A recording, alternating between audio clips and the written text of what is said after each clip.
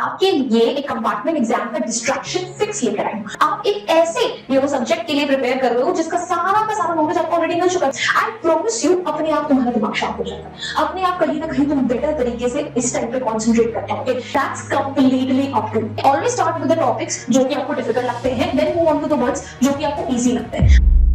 Hello Munchkins, welcome back to the channel. My name is Ocean and I am an English educator on the platform of Unacademy. बच्चा वाड़ी देखो, आज ना मैं आपके लिए एक कंपार्टमेंट एग्जाम का डिस्ट्रैक्शन फिक्स लेकर आई हूँ, क्योंकि मुझे पता है कि जितने बच्चे कंपार्टमेंट इंप्रूवमेंट एग्जाम्स की प्रिपरेशन कर रहे हैं उनके दिमाग में भी बहुत सारी चीजें चल रही हैं। यार सीबीएसई डेट बदल देता है, कुछ ना कुछ करता ही रहता है, ऊपर से बहुत सारा प्रेशर और टेंशन है कि यार पहली बारी तो मौका छिन गया, पर दूसरी बारी तो ऐसा कुछ भी नहीं करना, उस मौके का आपको फुल इस्तेमाल करना है। और आप एक ऐसे सब्जेक्ट के लिए प्रिपेयर कर रहे हो जिसका सारा का सारा नॉलेज आपको ऑलरेडी मिल चुका है। पूरे साल आपने उसी सब्जेक्ट की पढ़ाई कर रही है और दोबारा से वही चीज करनी है। तो इतने सारे प्रेशर के बीच, इतनी सारी चीजों के बीच डिस्ट्रैक्शन होना तो लाजमी है। But the thing is that we really can not afford any distraction at this point of time. So please बच्चा बाटी, आज जो मैं आपको टिप्स देने वाले हूँ उनको जरूर अच्छे से फॉलो करना, बिकॉज आई प्रॉमिस यू ये टिप्स फॉलो करने के बाद आपका कहीं ना कहीं डिस्ट्रैक्शन जो है फिक्स होने वाला है। सिर्फ और सिर्फ आपके दिमाग में कंसंट्रेशन ही घूमेगा। तो फिर देरी किस बात की है, जल्दी से वीडियो को लाइक कर लीजिए, चैनल को सब्सक्राइब कर लीजिए if you have already done that. Let's get started with our tips right away. सबसे पहली tips, prioritise your studying by setting a main goal. सबसे बड़ी प्रॉब्लम पता है क्या होती है? हर बच्चे के मन में होता है कि यार पढ़ना है, बिल्कुल पढ़ना है। स्पेशली अगर आप कंपार्टमेंट इंप्रूवमेंट एग्जाम की प्रिपरेशन कर रहे हो तो कौन सा ऐसा बच्चा होगा जो पढ़ना नहीं चाहता है, बट जैसे ही पढ़ाई करने के लिए बैठते हो दिमाग जो है कंफ्यूज हो जाता है।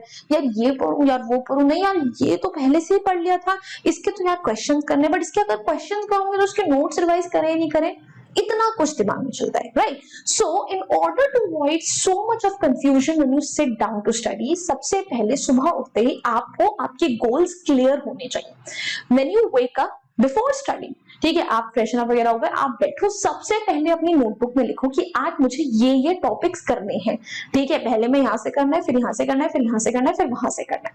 And at the end of the day check करो कि उनमें से कितनी सारी चीजें आपने कर ली हैं। ये आपके लिए एक सिस्टम बन जाता है जिसको आपको पता है कि अच्छा आपके दिमाग को इसी तरीके से फॉलो करना है। सो जब आप पढ़ने बैठोगे आपको ये नहीं सोचना आपको क्या पढ़ना है, किस बारे में पढ़ना है, डायरेक्टली आपके सामने टॉपिक क्लियर है। सो जब भी पढ़ने बैठो उससे पहले आपके मेन गोल्स आपके दिमाग में क्लियर होने चाहिए। देन उसके बाद next, find a place that makes you want to study. ये बहुत जरूरी है। You should have a specific study corner, right? आपको पता होना चाहिए कि यार यहाँ पर बैठ के ना मेरा अच्छे से मन लगता है, ठीक है। अब बहुत सारे बच्चे होते हैं जिनको ऐसा लगता है कि यार अगर हम कोई व्हाइट नॉइज सुनते हैं या कोई सॉन्ग सुनते हैं तब हमारा मन लगता है। ठीक है, अपना स्टडी कॉर्नर वैसा बना लो। आप अपने स्टडी कॉर्नर में जो सामने बहुत सारे ऐसे मोटिवेटिंग कोट्स वगैरह लगा सकते हो। आप अगर लेट्स से केमिस्ट्री का इंप्रूवमेंट या कंपार्टमेंट एग्जाम दे रहे हो तो उससे रिलेटेड आपने सारे के सारे फॉर्मुलाज वहां चिपका दिए। मतलब वहां पे जाके एक माहौल बनना चाहिए। मेरे पापा ना हमेशा से मुझे एक लाइन बोलते थे कि बेटा आसन शुद्ध तो मंत्र शुद्ध, ठीक है। जब आपके पढ़ने का माहौल वहां पे एक अच्छा सा बना होता है ना, तब मजा आता है पढ़ने में। ये नहीं कि रजाई में बैठे हुए हैं तो वहीं किताब खोल लेते हैं, बेड पे अलग अलग तरीके से बैठ के पढ़ रहे हैं, नहीं, ठीक है। You have to actually tell your mind कि नहीं यार अब पढ़ना ही पड़ेगा। एंड मेक श्योर कि यार आप एक ऐसे कमरे में पढ़ रहे हो जहां पे आपके भाई बहन नहीं है, जहां पे आपके मम्मी आना जाना नहीं कर रही है ज्यादा, ठीक है। टीवी का शोर बहुत ज्यादा नहीं आ रहा है, बट ऐसा भी नहीं कि कंप्लीट साइलेंस होता है, बिल्कुल गुप्त साइलेंस, उसमें भी बहुत ज्यादा दिमाग वॉन्डर करने लगता है। So whatever you decide for yourself, जो भी चीजें आपको चाहिए सब कुछ करके वहां पर अपना स्टडी कॉर्नर बनाओ और उधर ही रोज पढ़ाई करो। आपके दिमाग जो है उसका यूज टू हो जाएगा, आप एक हैबिट क्रिएट कर लोगे, ठीक है, कि हाँ वहां जाते ही आपका मन कर जाएगा अब यहाँ तो पढ़ना है, because this is what I do whenever I come to this corner, right? So you can do that. Next, take a brief study break now and then. I know इस टाइम पे अगर मैं आपको ब्रेक्स लेने के लिए कहूंगी तो आप लोगों को अंदर से गुस्सा आ रहा होगा, ये क्या बोल रहे हैं हमारी मैम, ब्रेक लो मैम, ब्रेक लेने का समय बचा ही नहीं है, पूरा हम लोगों ने साथ ब्रेक लिया तभी तो हम ये चीज फेस कर रहे हैं। I know, I understand that, but listen to me. At the end of the day, you are just a human being. You're not a machine. सुबह से शाम तक continuously नहीं पढ़ सकते हो. अगर आप long duration में पढ़ रहे हो तो उसमें you should have your systematic break patterns, right? आपने अगर सोचा है कि चलो ठीक है, दिन में सुबह मुझे 3 घंटे के स्लॉट में पढ़ाई करनी है, आपने डिसाइड कर लिया हर 40-45 मिनट्स बाद या हर 50 मिनट्स बाद I will take a 10 minute का ब्रेक. एंड जब मैंने 2-2.5 घंटे पढ़ लिया, I take a half an hour break and plan that break in hand. ठीक है, ऐसा नहीं करना है कि उस ब्रेक में कोई ऐसी चीज करो जिससे आप डिस्ट्रैक्ट हो जाओ. ठीक है, 10 मिनट का ब्रेक लिया, चलो यार कुछ स्क्रॉल कर लेते हैं. वो स्क्रॉल करते करते 10 से 20, 15 से 30 कब हो जाता है पता नहीं चलता. हमेशा अपने ब्रेक्स के लिए ना एक टाइमर लगा दिया अपने फोन में. उस टाइमर के दौरान ठीक है, you can listen to some songs. ठीक है, you can just move around your body. You can maybe just take a walk, brief walk on your terrace. ठीक है, you can maybe just sit down with your family, with your siblings, with your pet, जो आपको थोड़ा सा unwind करने में help करे. ठीक है, ऐसा कुछ भी नहीं करना है जिसमें आपका मन इतना लगता है कि उसके बाद you don't want to resume your study. So plan your breaks. और जब वो ब्रेक लोगे तो उसके बाद आप खुद नोटिस करोगे आपको पढ़ाई में एक्चुअली ज्यादा मन लगेगा, because your brain is meant to focus only for 40 to 45 minutes. तभी तो तुम्हारे स्कूल के पीरियड्स भी इतने लंबे होते हैं. कभी सोचा इस बारे में बुद्धू? तो इसीलिए ब्रेक लेना जरूरी है. अच्छे से प्लान करके ब्रेक्स लोगे तो आई प्रॉमिस यू तुम्हारा पढ़ाई में कॉन्सेंट्रेशन लेवल बढ़ेगा ही, घटने नहीं वाला है. Then don't attempt to multitask. बहुत बहुत बहुत ज्यादा इंपॉर्टेंट है. बहुत सारे बच्चे क्या करते हैं, जिस टाइम पे वो अपने वन शॉट्स देख रहे होते हैं ना, तो एक तरफ वन शॉट देख रहे हैं, साथ साथ अपने नोट्स बनाने होते हैं.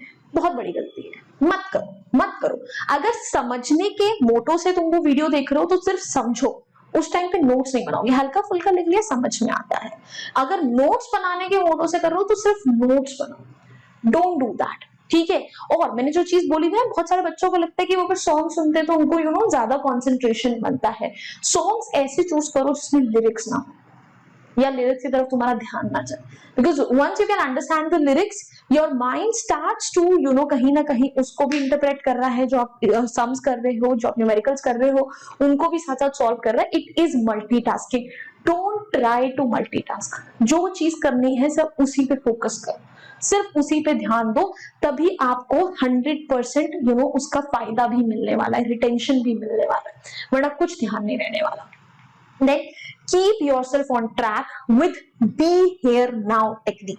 भाई देखो, आपका जो दिमाग है ना, ठीक है, कई पन्नों से बेवकूफ बनाना पड़ता है. Literally, you have to play games with your mind because oftentimes your mind plays games with you. जब आप बैठते हो, ठीक है, आप अगर अभी इस टाइम पे बैठे हो, आप वीडियो देख रहे हो, आप क्या सोच रहे हो? क्या आप इस वीडियो के बारे में सोच रहे हो? क्या आप इस वीडियो को देख रहे हो, जो मैं बोल रही हूँ, जो मैं कर रही हूँ, उस चीजों को नोटिस कर रहे हो? बिल्कुल भी नहीं. आपका दिमाग 10 चीजों में जा चुका है इस टाइम पे.